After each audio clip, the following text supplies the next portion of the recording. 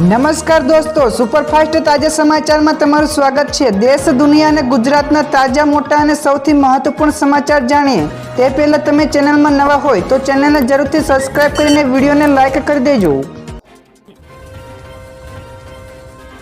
સૌથી પહેલા દોસ્તો આપણે વાત કરીએ તો રાજ્યમાં ભારે પવન સાથે માવઠાના એંધાણો દેખાઈ રહ્યા છે। જ્યાં દોસ્તો ગુજરાતમાં ફરી એકવાર વાતાવરણમાં પલટો આવવાની શક્યતા છે। તો હવામાન વિભાગે 29 અને 30 માર્ચે રાજ્યના અનેક વિસ્તારોમાં કમોસમી વરસાદ અને ભારે પવનની આગાહી કરી છે।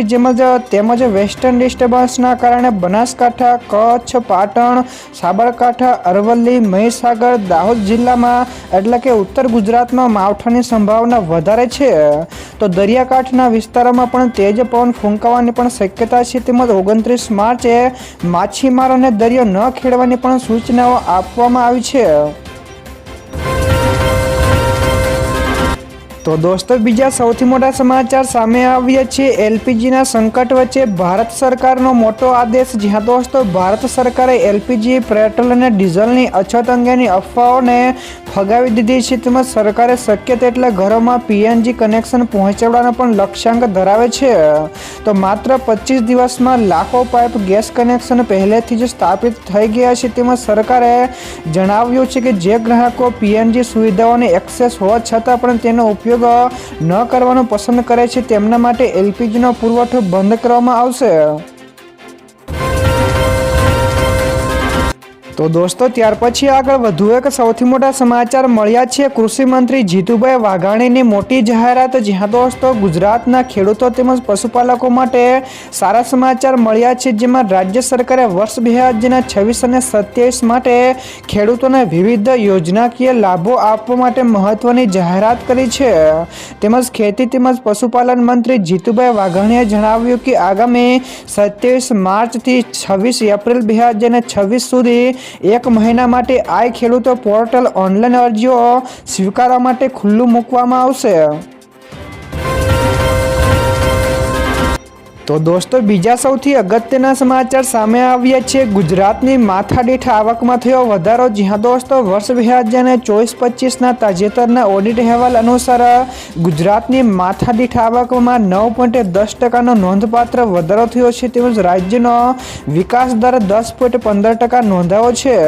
તો જે કેન્દ્રના 9.78% વિકાસ દર કરતાં વધારે છે। તો છેલ્લા 5 વર્ષમાં ઘરેલું ઉત્પાદનમાં ઉતાર ચઢાવ છતાં પણ ગુજરાતની અર્થવ્યવસ્થા મજબૂત રહી છે।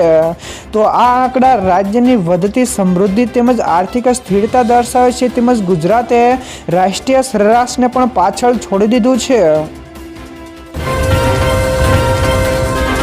ત્યાર પછી દોસ્તો આગળ વધુ એક સૌથી અગત્યના સમાચાર મળ્યા છે। ગરમીનો પ્રકોપ તો માર્ચમાં જ આકરો ઉનાળો। જ્યાં દોસ્તો ગુજરાતમાં ગરમીનો પારો સતત વધી રહ્યો છે। તેમજ વડોદરા અને અમરેલીમાં તાપમાન સામાન્યથી 7 ડિગ્રી વધારે નોંધાયું છે। જ્યારે મુંબઈમાં પારો 40 ડિગ્રી તેમજ દિલ્હીમાં 37 ડિગ્રી સુધી પહોંચતા હવામાન વિભાગે ઓરેન્જ એલર્ટ જાહેર કર્યું છે।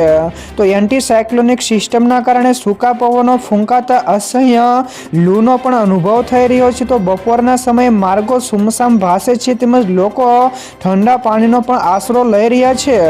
તો દોસ્તો તમારા વિસ્તારનું તાપમાન અંદાજે કેટલું હશે ફટાફટ નીચે કોમેન્ટમાં જણાવજો।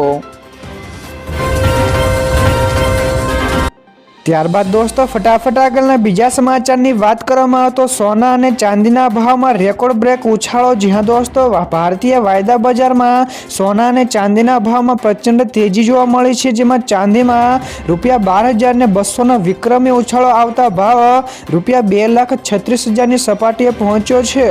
તો સોનામાં પણ ₹5,700નો વધારો થતા ભાવ ₹1,47,900ના સ્તરે પહોંચી ગયો છે। તો ડોલરમાં વધઘટ તેમજ સુરક્ષિત રોકાણની માંગના કારણે રોકાણકારોમાં ખુશીનો માહોલ છે। તો દોસ્તો બીજા સૌથી મહત્વપૂર્ણ સમાચાર સામે આવ્યા છે। કેજરીવાલનું મોટું નિવેદન, કહ્યું કે ગુજરાતની મહિલાઓને પણ મળશે દર મહિને 1000 રૂપિયા। જી હા દોસ્તો, પંજાબમાં આમ આદમી પાર્ટીની સરકાર દર મહિને 18 વર્ષથી ઉપરની દરેક મહિલાઓના ખાતામાં રૂપિયા 1000 આપે છે। જો એક ઘરમાં 3 મહિલાઓ હોય તો ત્રણેયને અલગ અલગ 1000 રૂપિયા મળે છે।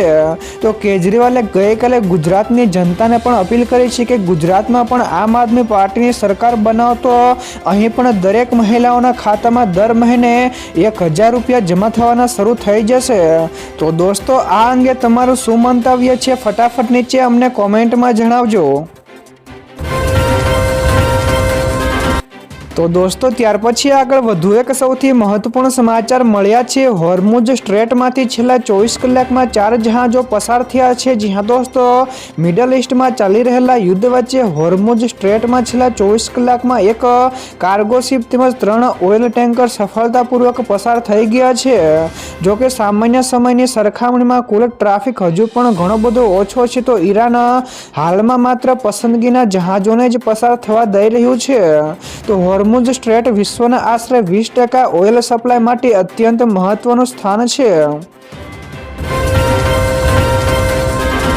ત્યાર પછી દોસ્તો આ સિવાયના બીજા સમાચારની ઝડપથી વાત કરવામાં આવે તો ઇઝરાયેલે ઈરાન ઉપર અત્યાર સુધીમાં 15000 બોમ્બ ફેંક્યા। જી હા દોસ્તો, ઇઝરાયેલના રક્ષામંત્રી કાત્ઝે જણાવ્યું કે 28 ફેબ્રુઆરીથી શરૂ થયેલા અમેરિકા અને ઇઝરાયેલ તેમજ ઈરાન વચ્ચેના યુદ્ધમાં અત્યાર સુધીમાં ઈરાન ઉપર 15000થી પણ વધારે બોમ્બ ફેંકવામાં આવ્યા છે। તેમજ તેમણે વિશેષમાં કહ્યું કે આ આંકડો ગયા વર્ષે જૂનમાં થયેલા 12 દિવસના સંઘર્ષ કરતાં 4 ગણો વધારે છે। તો બીજી તરફ ઇઝરાયેલની સરકારે પણ 4 લાખ રિઝર્વ સૈનિકોને ફરજ ઉપર બોલાવવાની પણ મંજૂરી આપી દીધી છે। તો દોસ્તો બીજા સૌથી મોટા સમાચાર સામે આવ્યા છે। ગુજકેટની પરીક્ષાને લઈને ગુજરાત બોર્ડનો એક્શન પ્લાન જાહેર થયો છે। જી હા દોસ્તો, ગુજરાત બોર્ડ ગુજકેટ 2026ની પરીક્ષાને લઈને એક્શન પ્લાન જાહેર કરાયો છે, જેમાં ધોરણ 12 સાયન્સના વિદ્યાર્થીઓ માટે ગુજરાત કોમન એન્ટ્રન્સ ટેસ્ટ એટલે કે ગુજકેટ આગામી 29 માર્ચ 2026ના રોજ યોજાવાની છે। તો આ પરીક્ષામાં 1 લાખથી પણ વધારે વિદ્યાર્થીઓ ભાગ લેશે। તેમજ બોર્ડે વિદ્યાર્થીઓને સુવ્યવસ્થિત અને સુરક્ષિત વાતાવરણમાં પરીક્ષા આપી શકે તે માટે ખાસ એક્શન પ્લાન પણ તૈયાર કર્યો છે। તો દોસ્તો ત્યાર પછી આગળ વધુ એક સૌથી મોટા સમાચાર, ગુજરાતનું જાહેર દેવું રૂપિયા 3.80 લાખ કરોડનું થયું છે। જી હા દોસ્તો, ગુજરાત વિધાનસભાના છેલ્લા દિવસે નાણામંત્રી કનુભાઈ દેસાઈએ વર્ષ 2024-25ના CAG રિપોર્ટ્સ રજૂ કર્યો છે। તો રિપોર્ટ્સ અનુસાર રાજ્યનું કુલ જાહેર દેવું રૂપિયા 3.80 લાખ કરોડનું નોંધાયું છે, જે ગત વર્ષ કરતાં રૂપિયા 22000 કરોડ રૂપિયા વધારે છે। તો આ ઉપરાંત સરકારની બજાર લોન પણ વધીને 3.11 લાખ કરોડ રૂપિયાની થઈ ગઈ છે, જેમાં રૂપિયા 16000 કરોડનો નોંધપાત્ર વધારો થયો છે। તો દેવામાં થયેલો આ વધારો રાજ્યની નાણાકીય સ્થિતિ માટે અત્યંત મહત્વપૂર્ણ સૂચકાંક છે। તો દોસ્તો બીજા સૌથી અગત્યના સમાચાર સામે આવ્યા છે। ટ્રમ્પનો 15 સૂત્રીય શાંતિ પ્રસ્તાવ। જી હા દોસ્તો, અમેરિકી પ્રમુખ ટ્રમ્પે ઈરાન સામે યુદ્ધ રોકવા 15 શરતોનો શાંતિ પ્રસ્તાવ મૂક્યો છે। તો આમાં 1 મહિનાનું સીઝફાયર, પરમાણુ કાર્યક્રમોનો સંપૂર્ણ અંત અને હોર્મુઝ સ્ટ્રેટ ખુલ્લી રાખવાની મુખ્ય શરતો છે। તો પાકિસ્તાનના માધ્યમથી મોકલાયેલા આ પ્રસ્તાવમાં ઈરાને પરમાણુ હથિયાર ન બનાવવાની ખાતરી પણ આપવી પડશે।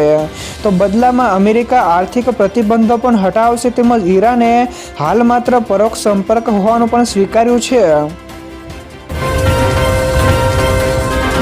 ત્યાર પછી દોસ્તો આગળ વધુ એક સૌથી અગત્યના સમાચાર મળ્યા છે। ભરૂચના ઉદ્યોગોને આંતરરાષ્ટ્રીય જોડાણની નવી તક। જી હા દોસ્તો, ભારતના ઔદ્યોગિક વિકાસમાં ભરૂચ જિલ્લો કેમિકલ્સ તેમજ પેટ્રોકેમિકલ્સ ઉદ્યોગોના ક્ષેત્રમાં દેશના અગ્રણી હબ તરીકે વિશ્વવિખ્યાત છે।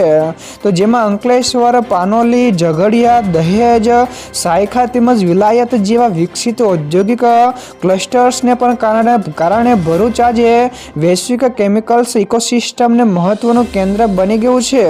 તો આગામી VGRC દક્ષિણ ગુજરાત 2026નું આયોજન સુરતમાં પણ થવા જઈ રહ્યું છે। ત્યારબાદ દોસ્તો ફટાફટ આગળના બીજા સમાચારની વાત કરવામાં આવે તો મેટા ઉપર ₹3,000 કરોડનો દંડ તો બાળકોની સુરક્ષામાં ખામી. જી હા દોસ્તો, અમેરિકાની ન્યૂ મેક્સિકો કોર્ટે ફેસબુક તેમજ ઇન્સ્ટાગ્રામની પેરેન્ટ કંપની મેટા ઉપર ₹3,000 કરોડનો જંગી દંડ ફટકાર્યો છે.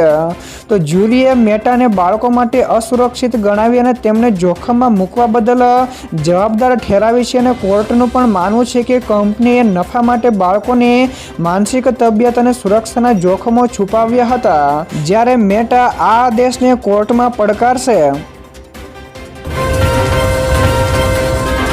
તો દોસ્તો ત્યાર પછી આગળ વધુ એક સૌથી મહત્વપૂર્ણ સમાચાર શેર માર્કેટ વિશે પણ મળ્યા છે. તો શેર બજારમાં 900 પોઈન્ટનો ઉછાળો. જી હા દોસ્તો, ભારતીય શેર બજારમાં ગઈકાલે તેજી જોવા મળી હતી, જેમાં સેન્સેક્સમાં 900 પોઈન્ટ ઉછળીને 75,000 અને નિફ્ટી 50ના ઇન્ડેક્સમાં 300 પોઈન્ટ વધીને 23,200 અંક ઉપર કારોબાર કરી રહ્યા છે.